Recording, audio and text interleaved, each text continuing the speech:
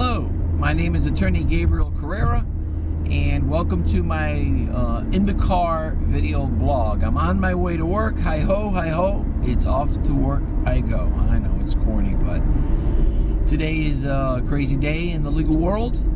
Last night or yesterday afternoon, in the Trayvon Martin case, the Zimmerman defense rested, and today is closing arguments. It should be interesting to see how that plays out. Today I'd like to talk to you about child support, and in fact I'm going to the court on child support. And child support is basically where one parent, actually both parents actually pay child support for the upbringing of the child, and how child support is calculated. I gotta put my glasses on because it's very bright out here with the sun coming up in from the east, and I'm heading east. But basically, the court, there's a formula in the Florida statute that calculates child support. The judge just doesn't pull a number out of the air and say, hey, you're rich, you've got to pay this amount. And, well, you know, it doesn't matter whether you make money, you got to make this amount. Basically, there is a pool, and in the pool is both parents' income, and then they are prescribed a percentage. For example, if one parent makes $2,000 a month and the other parent makes $1,000 a month, then the parent that makes $1,000 a month would be attributed with a 33% income ratio, and the parent making the $2,000 per month would make the 66.66% calculations. Then they'll take into account whether how many overnights the child is with each parent. The theory behind that is that the money should follow the child, not that one parent, one custody, so they won the lotto. And that is the reason for that. And what they do is, mostly if you got 50-50 and, the parents' income are par, then it's going to be a low income. But if there's a disparity in visitation or a disparity in income, of course, there's going to be a disparity in the amount. Well, the parent who has the majority of the overnights, well, that parent does not pay itself, or the parent that pays the least amount. For example, mom might have to pay $500, and dad may have to pay $250. So, $750. Excuse me, $750. So that would be the amount that he would have to pay the mother.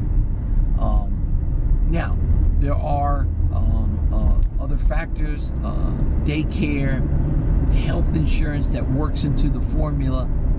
And normally when you put in your first petition for child support, there is a provision for retroactive where they can go back. But the Florida statute has capped that at 2 years. You can't go back more than 2 years. Now, if the judge has ordered child support and you have not paid, and it's been 5 years, they can go after you for those 5 years each month. And if you owe, let's say, $400 a month in child support, and it's been 5 years, that's 5 times 12 times 400, that's a lot of money. And usually they can't take more than 20% for rearages. So if you're paying $400 a month, they'll look at your income, and they can't take more than 20% and have you pay. Usually it's about $100 a month, but if the attorney on their side knows what they're doing, they'll ask for the 20% maximum. Other things is, when you calculate child support, there are legal deductions. For example, if you are already paying child support with a court order, this is where a lot of people get tripped up. You got to have a court order and produce it. If you're paying court order child support for another child, that gets deducted from your gross income. There are a lot of statutory deductions from your gross income, your taxes, your personal health insurance. Although it's not deducted, I think student loans should be deducted, but that's my opinion. That is not the law at this time. So if you are a Florida legislator or a senator, perhaps you can pick up my cause and introduce a bill and help us working stiffs that pay our government student loans. I'm not going to tell you how much I owe.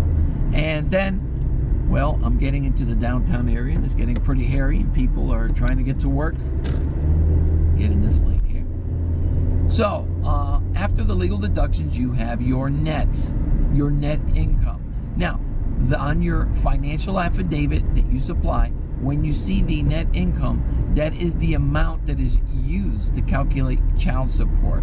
Probably wondering, wait, what if me and my wife or me and my husband, we just, we're going to come to an agreement on child support? Nah, you can't do that. Florida statute specifically states there is a formula. It's mathematical. You cannot agree, because some parents will come up and say, you know what? I don't want anything to do with my spouse. I don't want anything to do with them. I don't even want child support.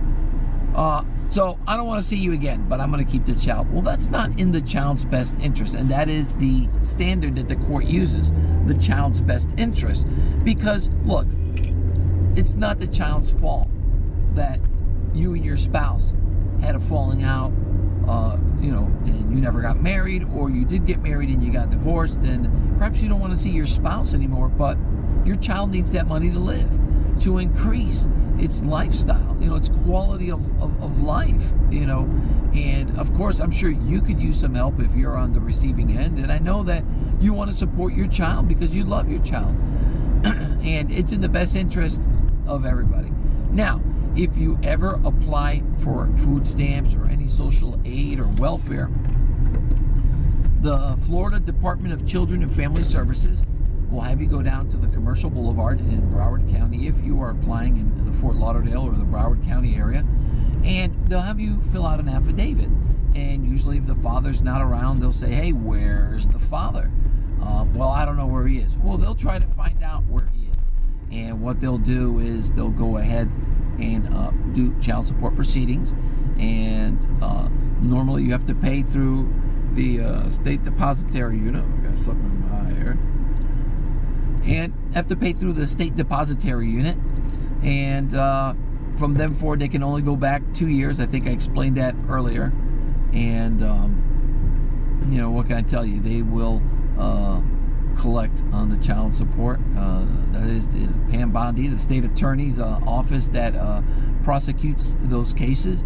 And, sometimes if you come in and you say you don't have the money, if you're willing and able to work, then they will impugn an income on you. And there's other little facets of the law that could, make or break a case or increase or lower the amount. Actually, that's the more correct term. But on child support, we ask, I'm letting this guy in. He's sort of like in the middle, hanging out in the wind. But anyways, you need to talk to an attorney if you have any questions on child support. My name is Attorney Gabriel Carrera. If you want a consultation, you're free to contact my office at 954-618-0122. And I have a 533 number. I haven't memorized it yet. It'll be on the screen there. I'm located in downtown Fort Lauderdale. We take cases here in Broward County. We do not take child support cases in Miami for personal reasons, but I do take other cases, civil and family law cases in Miami. Give us a call. Be willing to meet with you and review your case, and hopefully, if you're looking to modify your child support once there is an order, if a child ages out, or you have a substantial, circumstance that changes something in your life and you want to lower your child support, give me a call. Anyways, my name is Gabriel Carrera, and thank you for watching my video blog.